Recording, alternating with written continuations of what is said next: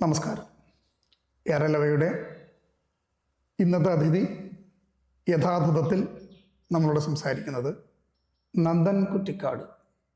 70കളിൽ കേരളത്തിലെ ക്യാമ്പസുകളിൽ ആരംഭിച്ച ഉണർവ് 80കളിലും അതിൻ്റെ ഒരു ആഫ്റ്റർ എഫക്റ്റ് 90കളിലും ഉണ്ടായിരുന്നു. അതിൽ ഏറ്റവും കൂടുതൽ പങ്കുവഹിച്ചത് മലയാളത്തിലെ കവിതകളാണ്. കവിതകളുടെ ഒരു വസന്തകാലമായിരുന്നു അത്. ആ കാവ്യകാലം എങ്ങനെയാണ് ഓർത്തെടുക്കുന്നത്? അതിനകത്ത് പ്രധാനപ്പെട്ട കവികൾ, അവരുടെ കൃതികൾ.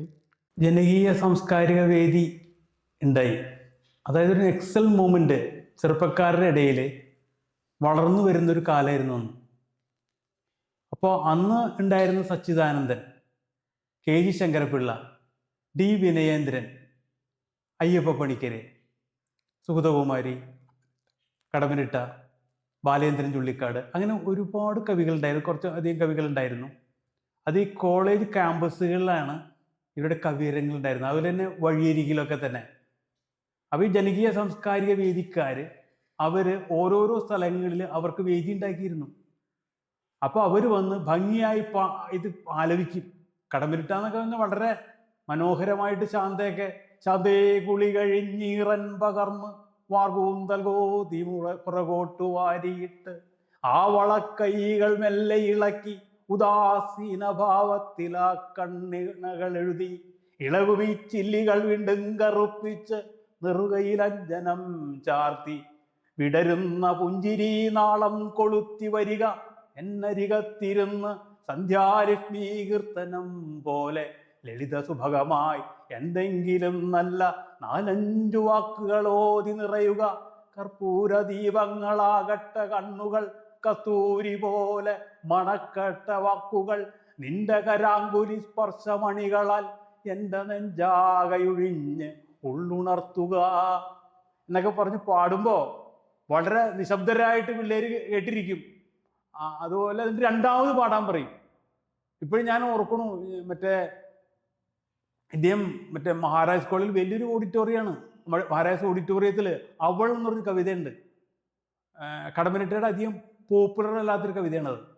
അത് ചൊല്ലിക്കഴിഞ്ഞിട്ട് അത് പിള്ളേര് 1-2 പ്രാവശ്യം അദ്ദേഹത്തിനെ കൊണ്ട് കേട്ടിട്ടുണ്ടോ? അനിൽ കേട്ടിട്ടുണ്ടോ? ഇല്ല. ഓർക്കാൻ മറന്നുപോയുള്ളൊരപ്പെൺകിടാവ് ഓടി വന്നെന്നിൽ തിളയ്ക്കുന്നു പിന്നെയും.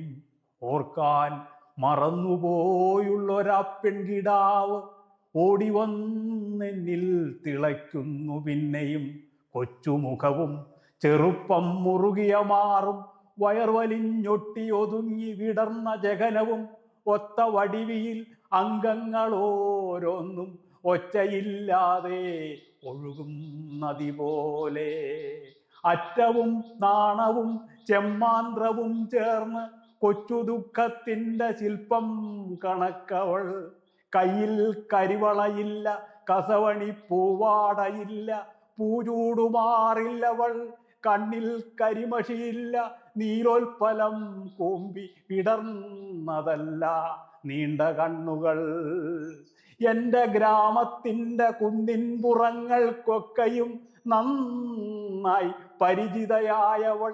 എൻ്റെ കുതൂഹലം പൂത്ത ശ്രീവല്ലിയിൽ എന്നും കണിയായി ഉഷസ്സിൽ വിടർന്നവൾ.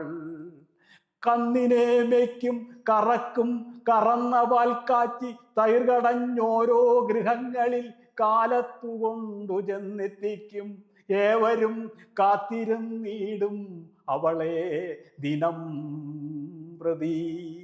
അമ്മയ്ക്കു വാത്സല്യമാ കൊച്ചു പെണ്ണിനോട്, അമ്മയ്ക്കു വാത്സല്യമാ കൊച്ചു പെണ്ണിനോട് അമ്മിണി എന്നു വിളിച്ചു സന്തോഷിക്കും.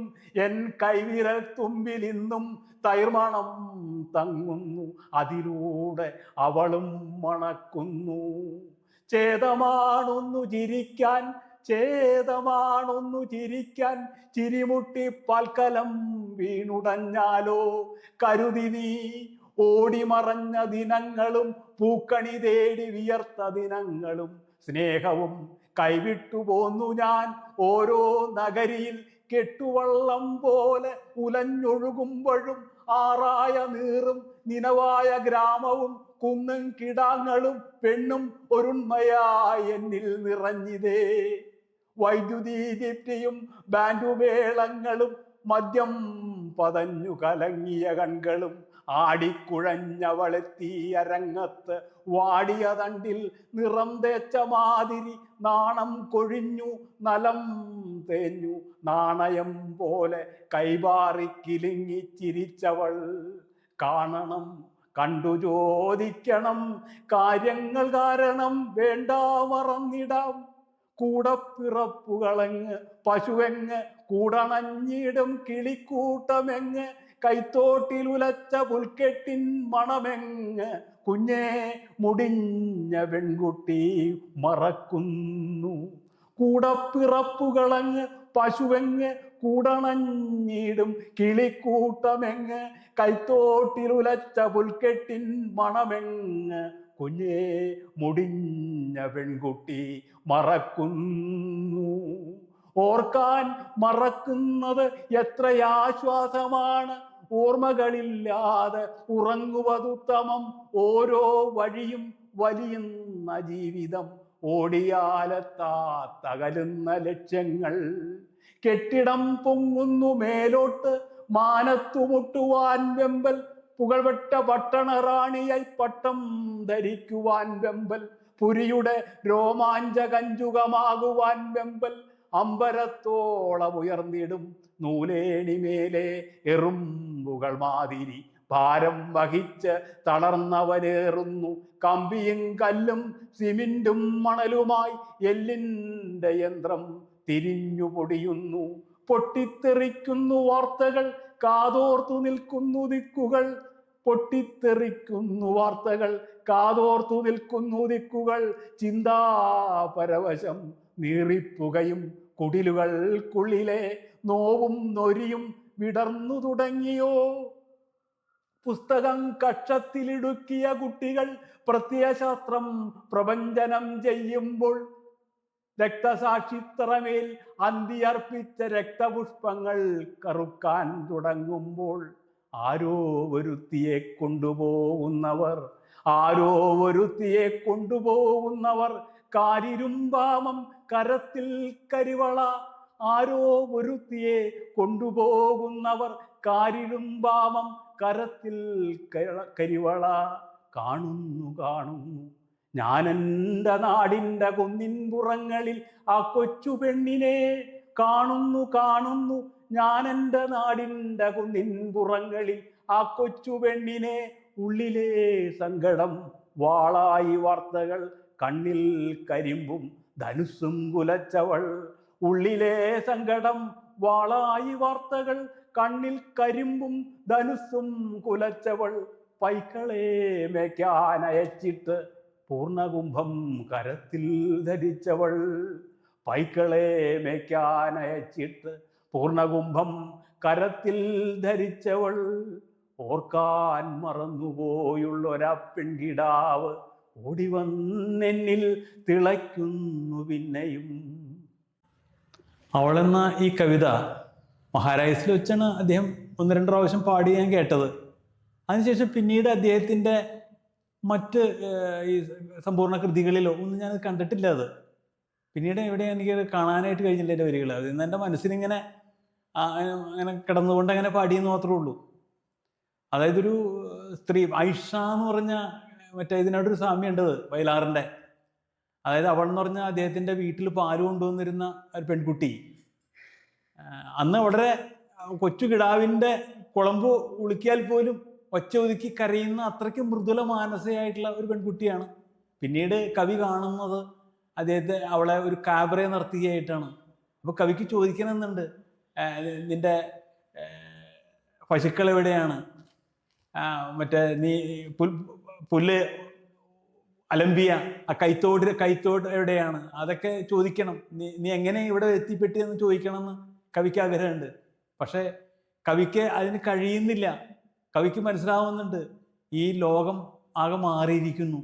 അതാണ് മറ്റേ പറയണില്ലേ, മറ്റേ രക്തസാക്ഷിത്തറവിൽ അന്തി അർപ്പിച്ച രക്തപുഷ്പങ്ങൾ. രക്തസാക്ഷികളൊക്കെ വെറും ഒരു ചടങ്ങായിട്ട്, രക്തസാക്ഷികളെ അനുസ്മരിക്കുന്ന ഒരു ചടങ്ങായിട്ട് മാറുന്ന ഒരു കാലം. അതുപോലെ തന്നെ കക്ഷത്ത് പുസ്തകം വെച്ചുകൊണ്ട് വെറുതെ പ്രത്യയശാസ്ത്രം പറഞ്ഞുകൊണ്ട് നടക്കുന്ന വലിയ തത്വങ്ങളൊക്കെ പറയുന്ന പ്രായോഗികതയായിട്ട് യാതൊരു ബന്ധമില്ലാതെ നടക്കുന്ന രാഷ്ട്രീയക്കാരും തത്വചിന്തകരും ഇതൊക്കെയുള്ള ആ ഒരു ഇതും കൂടി ഇതിൽ കാണിക്കുന്നുണ്ട്. പിന്നെ ആ ഗ്രാമീണത കൈമോശം വന്ന നഗരവൽക്കരണം